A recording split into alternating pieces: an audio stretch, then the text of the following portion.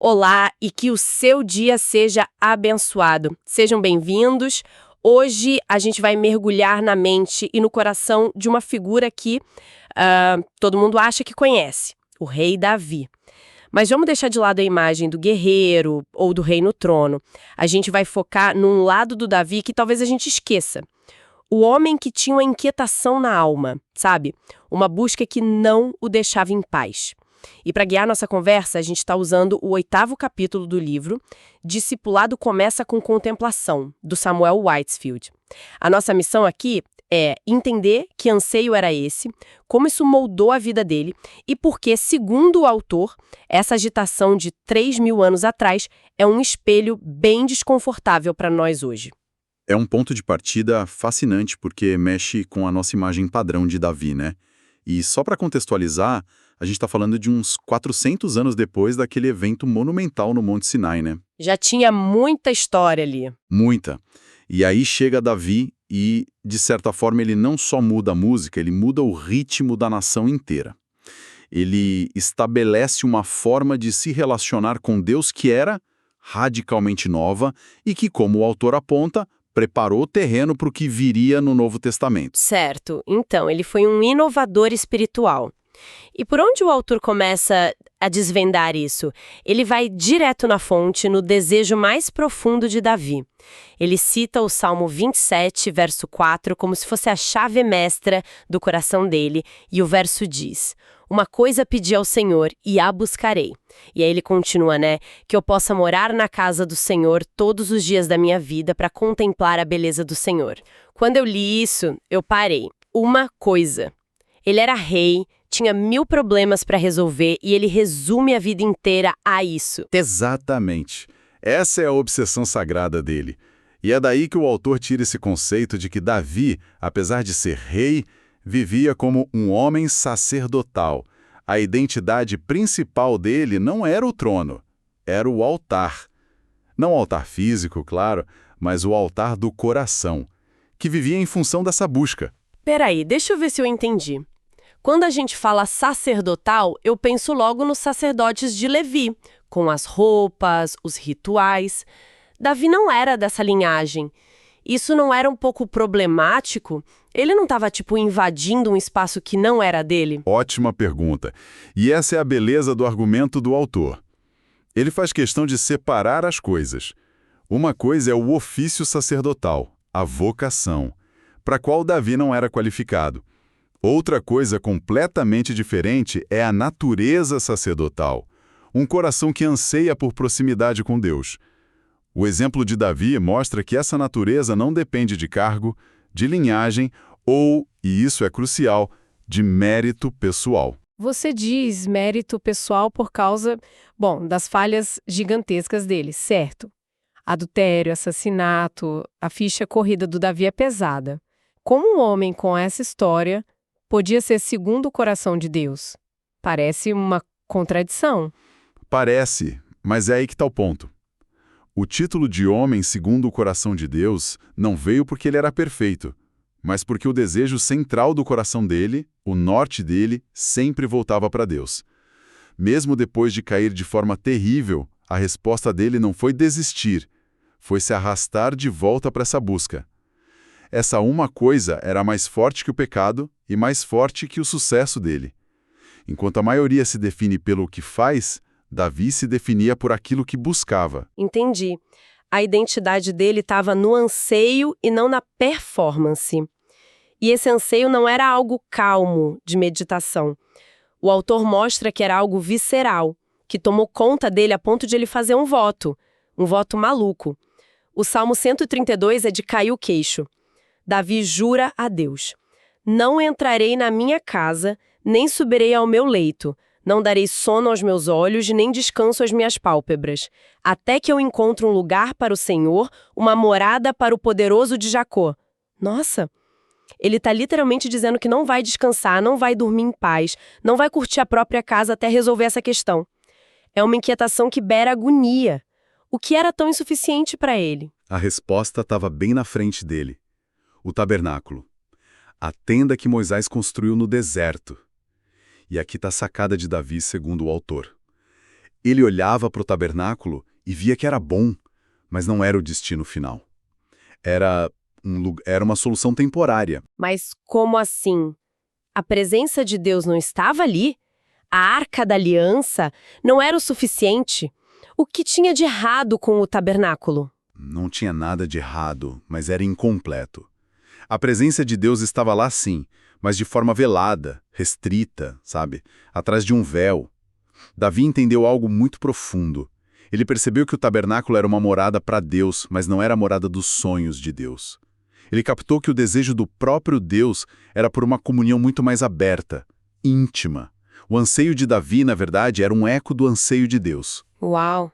Então a insatisfação dele era um reflexo da santa insatisfação de Deus. Ele queria dar a Deus o que Deus mais queria. Por isso ele não conseguia relaxar. Ele não podia sentar no palácio dele e pensar, minha vida está resolvida, enquanto a casa de Deus era uma tenda. Exatamente. O desejo de Deus se tornou a missão de vida de Davi. A inquietação dele não era egocêntrica, era teocêntrica. Ok, essa história do Davi é incrível. Mas é aqui que o autor vira a câmera, tira o foco de 3.000 anos atrás e aponta direto pra gente. E pra ser sincera, a imagem não é muito bonita, né? Ele basicamente diz que o desejo de Deus por essa morada plena ainda não se cumpriu. E lança a pergunta que dói. A gente compartilha dessa inquietação de Davi? E aqui ele não alivia, ele vai direto na ferida. Ele argumenta que uma das maiores ameaças para a igreja hoje é a busca pela sua própria satisfação. Davi se recusou a ficar satisfeito até que Deus estivesse. Nós, segundo o autor, corremos o risco de fazer o oposto, buscar nossa satisfação aqui e agora. Ele descreve um paradoxo que eu achei genial e assustador. Ele diz que a nossa doutrina pode estar certinha. Se você perguntar, todo mundo diz, sim, creio que Jesus vai voltar. Mas as nossas emoções, nosso estilo de vida, o jeito que a gente gasta nosso tempo, gritam o contrário. Gritam que a gente não está com a menor pressa. Sim, a análise é cortante. O texto sugere que a maioria, na prática, não sente falta de Jesus. É uma frase forte. Mas pensa bem, a ausência dele não gera uma crise na nossa rotina. As pessoas ficariam, em geral, contentes com a ausência dele, contanto que a vida continue sem grandes perturbações. Exato. Lembro de uma conversa com um amigo, há um tempo, que ilustra isso perfeitamente. Ele disse, com uma sinceridade brutal, minha vida tá boa, filhos saudáveis, trabalho estável. Se Jesus voltasse agora, sinceramente, ia atrapalhar meus planos. É chocante ouvir, mas reflete o que o autor está dizendo. A gente se acomoda no bom e perde o anseio pelo ótimo. E esse exemplo é perfeito. Mostra como o nosso conforto se torna um concorrente direto do nosso anseio. O autor continua provocando com perguntas que deveriam nos deixar sem dormir, assim como Davi. A principal delas é: se Jesus é realmente o desejo mais profundo de nossos corações, por que estamos tão satisfeitos com a sua ausência? E ele não para aí. Ele propõe que o próprio anseio da igreja deveria ser uma forma de testemunho. Numa sociedade que busca satisfação em todo canto, uma comunidade que vive uma santa insatisfação, isso seria profundamente contracultural. Nosso anseio deveria fazer as pessoas se perguntarem: do que eles tanto sentem falta? Quem é esse Jesus que os deixa tão inquietos? E o golpe de misericórdia do autor, a comparação final, é a mais poderosa. Ele nos lembra: Davi viveu com essa agonia toda antes da encarnação, antes de Jesus vir. Ele só tinha sombras e promessas. Nós vivemos depois. A gente viu o que Deus fez. A pergunta que fica no ar é: quanto mais nós, que temos a revelação completa, deveríamos queimar com esse mesmo anseio? Certo. É um diagnóstico duro, mas o autor não nos deixa nesse lugar sem apontar para a esperança. Esse anseio todo de Davi, e por consequência o nosso, não termina em frustração. Ele nos leva para o final do livro, para a conclusão da história. Sim, ele aponta para Apocalipse 21, verso 3, como o clímax de tudo, a promessa definitiva. E ouvi uma grande voz do trono que dizia: eis aqui o tabernáculo de Deus com os homens, pois com eles habitará. Essa é a satisfação final de Deus. É o que Davi vislumbrou e o que nós esperamos.